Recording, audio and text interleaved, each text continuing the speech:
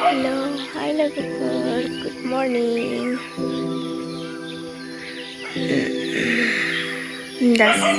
सिखारनानै नायबाय माबायदि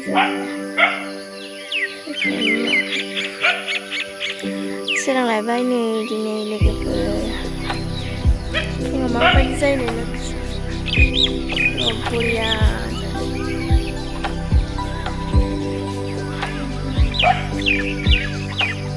ओइथिं बागान साहा बागान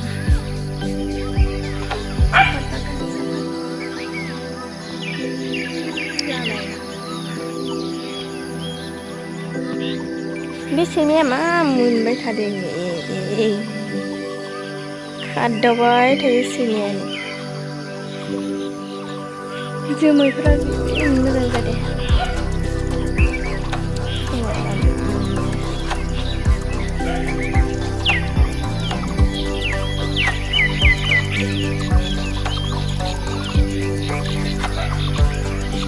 दिनैसो माने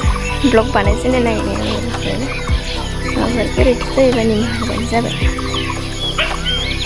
आंनि बे गोदान चेनेलखौबो नोंथांमोनहा साबस्क्राइब लाइक कमेन्ट खालामबानो जाबाय मोजां मोनोब्ला साबस्क्राइब खालामना लादो आरो नायलांबाय थादो आंनि भिडिअखौ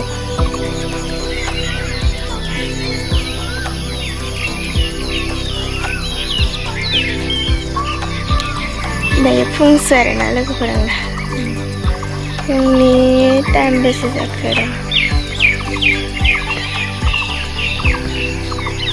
मबाइलाबो थाबखौनो जायाखै आंना मा जायो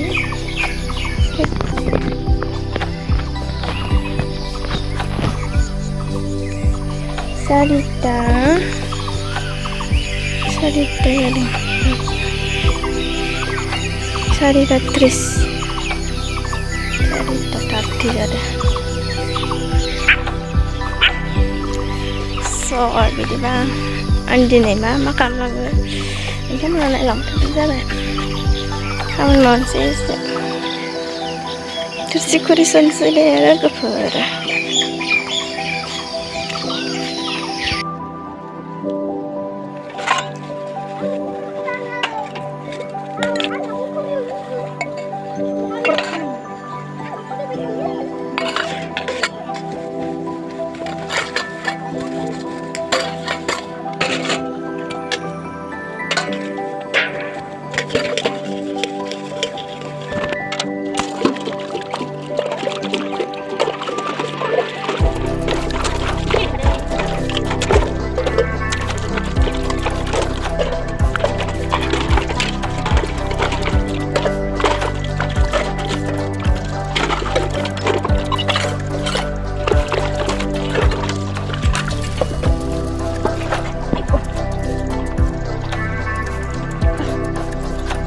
Mari kurli ka kurli.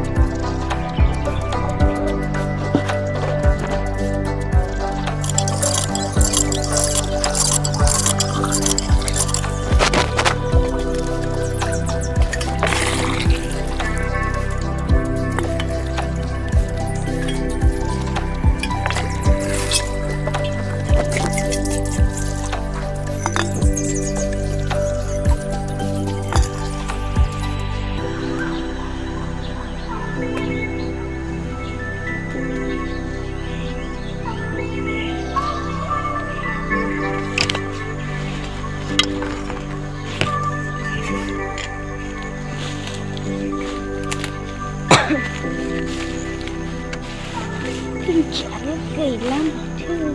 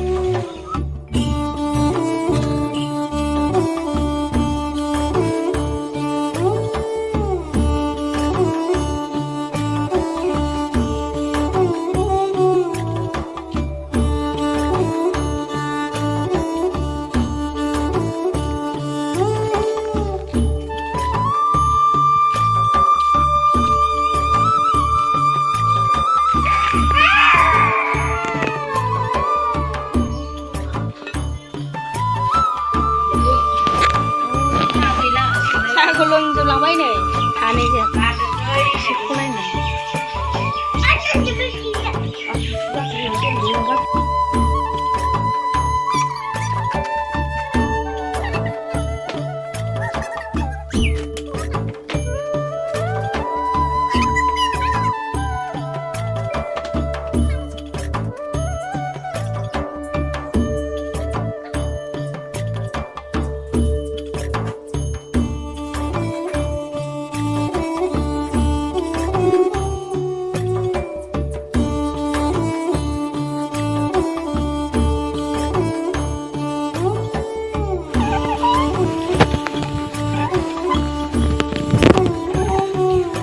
थाइफ्रिबाय अखासो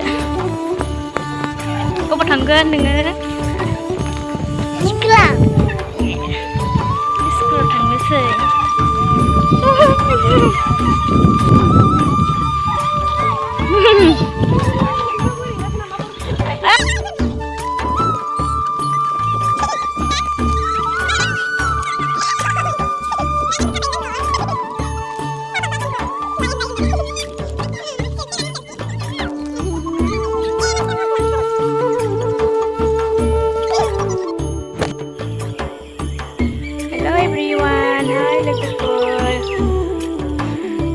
दायो मोनाबाय नै लोगोफोर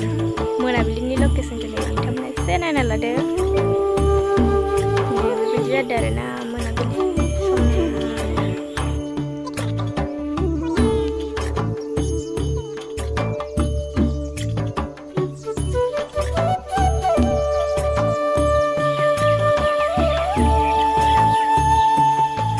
दाथ' मोनाबाय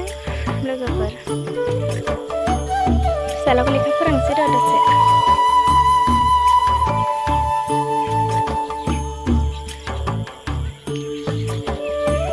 मा खालामना थानो आरोना ओंखायनो भिडिअ खालामनाय जाबाय मोनाबिलिनि नोंथांमोनहाबो आंनि बे गोदान इउटिउब चेनेलखौ साबस्क्राइब खालामनानै होबानो जाबाय दे लोगोफोर साबस्क्राइब लाइक कमेन्ट शेयार खालामबानो जाबाय आरो भिडिअखौ नायलांबाय थादो मा होनो माबाफोर गोरोन्थि जायोबा निमाहा होबानो जाबाय दे लोगोफोर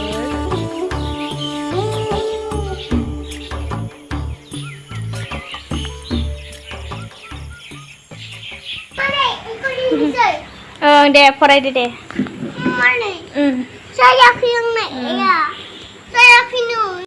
बुंलां दे फार्स्टनिफ्राय दे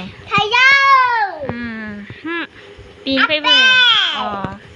थाइजौ खान्थाल थालिर बुंलांबाय था दे बुंलांबाय था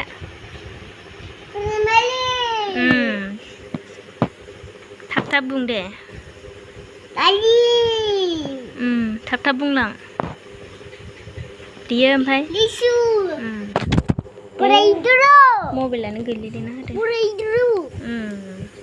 मैद्रु नङालै मैथ्रु मैथ्रु नांगौ मैथ्रु है दे थाब थाब बुंफै थाब थाब बुं दे फार्स्टनिफ्राय बुं थाब थाब मोजां जिरायना फरायलाय मोजां जिरायना बुं